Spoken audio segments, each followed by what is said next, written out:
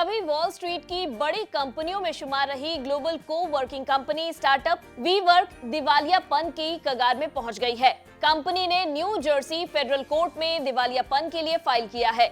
बता दें, startup WeWork में सॉफ्टबैंक, जेपी मॉर्गन चेज जैसी कई बड़ी कंपनियों और बैंकों का निवेश है। वीवर्क की सफलता और असफलता दोनों हैरान करने वाली रही है। आइए वीडियो में जानते हैं क्यों कंपनी हुई दिवालिया और क्या भारतीय बिजनेस पर भी पड़ेगा असर। नमस्कार, मैं हूं डॉक्टर तन्वी सिन्हा और आप देख रहे हैं बिज तक। एक समय था जब वीवर्क की नेटवर्थ 47 बिलियन डॉलर थी, लेकिन कंपनी के ऑफिस शेयरिंग स्पेस की मांग घटने के बाद इसकी वित्तीय सेहत बिगड़नी शुरू हो गई। कर्ज और भारी घाटे की समस्या से जूझ रही दिग्गज कंपनी की देनदारी 10 बिलियन डॉलर से बढ़कर 50 बिलियन डॉलर हो गई है, जिसे चुका पाने में कंपनी सक्षम नहीं है। ऐसे में वीवर्क ने अमेरिका में बैंक्रप्सी प्रोटेक्शन चैप्टर 11 के तहत अप्लाई किया है। कंपनी ने प्रेस रिलीज में बताया है कि बैंक्रप्सी फाइलिंग अमेरिका और कनाडा तक ही सीमित है। बता दें, कंपनी के शेयर में इस साल लगभग 99% की गिरावट आई है। इससे पहले 1 नवंबर को वॉल स्ट्रीट जर्नल ने अपनी एक रिपोर्ट में बताया था कि वीवर्क ने न्यू जर्सी में दिवालियापन के लिए चैप्टर 11 के तहत याचिका दायर करने की योजना बनाई है, जिसके बाद कंपनी का स्टॉक 50.99% गिर गया था। कंपनी दिवालिया क्यों हुई, ये समझने की कोशिश करते हैं। उससे पहले थोड़ा कंपनी के बिजनेस को भी समझना जरूरी है। वीवर्क दुनिया भर में ऑफिसों के लिए कमर्शियल स्पेस मुहैया कराती है। वीवर्क की शुरुआत 2010 में एक जॉइंट वेंचर के रूप में हुई थी। वीवर्क की शुरुआत एडम न्यूमैन ने की थी, जो कंपनी के सह संस्थापक है। कंपनी की शुरुआत जोरदार रही। कंपनी ने अरबों डॉलर जुटाए और साल दर साल राजस्व दोगुना किया, जिसके बाद देखते ही देखते कंपनी एक ग्लोबल कंपनी बन गई। एक समय ऐसा भी आया जब वीवर्क अमेरिका का सबसे मूल्यवान स्टार्टअप था।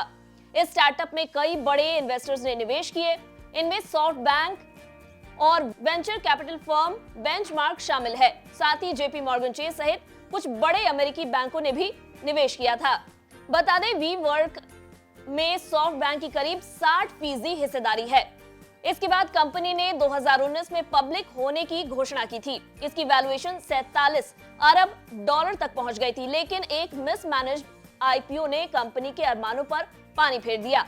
आईपीओ के बाद से स्टॉक अब करीब 99.8% नीचे है। अक्टूबर 2021 में वीवर्क के शेयरों ने अपना लगभग पूरा मूल्य खो दिया। न्यूमैन ने प्रॉफिट की जगह ग्रोथ को ज्यादा महत्व दिया था। रॉयटर्स के मुताबिक सॉफ्टबैंक समर्थित कंपनी भारी घाटे, कॉर्पोरेट प्रशासन की खामियों और न्यूमैन के मैनेजमेंट स्टाइल से पीड़ित रही। इसके चलते न्यूमैन को कंपनी से बाहर जाना पड़ा।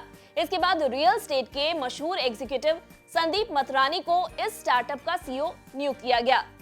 वीवर्क 590 लीज की शर्तों में बदलाव करने में सफल रहा। इससे फिक्स लीज पेमेंट के रूप में कंपनी को करीब 12.7 अरब डॉलर की सेविंग हुई, लेकिन ये कोरोना की महामारी के पड़ने वाले असर से निपटने के लिए काफी नहीं था।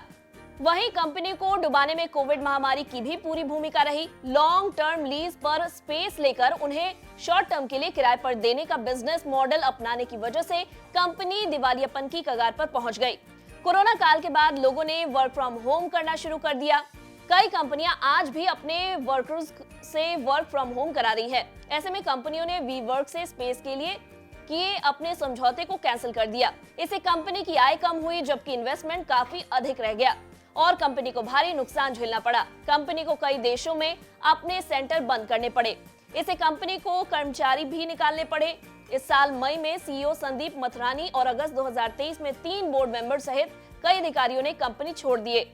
इसी साल अगस्त महीने में वीवर्क ने संकेत दिया था कि कंपनी के दिवालिया होने की आशंका है। इस दौरान कंपनी के शेयर शून्य के करीब पहुंच गए। वीवर्क के प्रमुख निवेशक सॉफ्टबैंक ने स्टार्टअप को आगे बढ़ाने के लिए अरबों का निवेश किया है, लेकिन कंपनी लगातार नुकसान की तरफ ही बढ़ रही है। मौजूदा साल की दूसरी तिमाही में कंपनी का घाटा एक साल पहले के 57.7 करोड़ डॉलर से कम होकर 34.9 करोड़ डॉलर हो गया, लेकिन फिर भी साल के पहले 6 महीने में इसमें 686 मिलियन डॉलर कैश खर्च हुए। रॉयटर्स की रिपोर्ट के मुताबिक जून के अंत तक कंपनी के पास 205 मिलियन डॉलर कैश थे।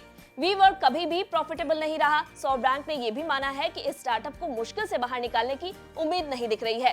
हालांकि अगर यह अपने लीज रेट्स में बदलाव करती है तो कुछ रास्ता निकल सकता है। वीवर्क्स के लिए मुनाफा कमाना मुश्किल हो गया है। इसके लीज रेट्स काफी महंगे थे। उधर ज्यादातर एम्प्लॉइज ने अब ऑफिस से काम करना शुरू कर दिया है, इसीलिए वीवर्क के कॉर्पोरेट क्लाइंट्स ने लीज कैंसिल किए हैं। 2023 की दूसरी तिमाही में वीवर्क के रेवेन्यू में स्पेस लीज की 74% हिस्सेदारी थी। बैंक्रप्सी फाइलिंग में कंपनी ने अपने एसेट और लायबिलिटीज 10 अरब से 50 अरब डॉलर की रेंज में बताए। वीवर्क इंडिया के भारत के 7 शहरों नई दिल्ली, गुरुग्राम, नोएडा, मुंबई, बेंगलुरु, पुणे और हैदराबाद में 50 सेंटर है। इंडिया में कंपनी का रेवेन्यू भी जून 2023 की तिमाही में 40% बढ़कर 400 करोड़ हो गया। वीवर्क इंडिया में एम्बेसी ग्रुप की 73% हिस्सेदारी है, जबकि 27% हिस्सेदारी वीवर्क ग्लोबल के पास है। वीवर्क ग्लोबल ने जून 2021 में वीवर्क इंडिया में 10 करोड़ डॉलर का निवेश किया था। वहीं दिवालियेपन के लिए आवेदन करने की खबरों के बीच वीवर्क इंडिया का भी बयान सामने आया है, जिसमें कहा गया है कि बैंक के दिवालिया घोषित होने से वीवर्क इंडिया के बिजनेस पर कोई प्रभाव नहीं पड़ेगा। भारत में कंपनी का बिजनेस लगातार ग्रोथ हासिल कर रहा है। अगर आपको हमारे इस वीडियो में दी गई जानकारी पसंद आई हो तो इसे लाइक और शेयर जरूर करें। साथ ही बिजनेस जगत की खबरों से अपडेटेड रहने के लिए बने रहे हमारे साथ और देखते रहे बिज़ तक।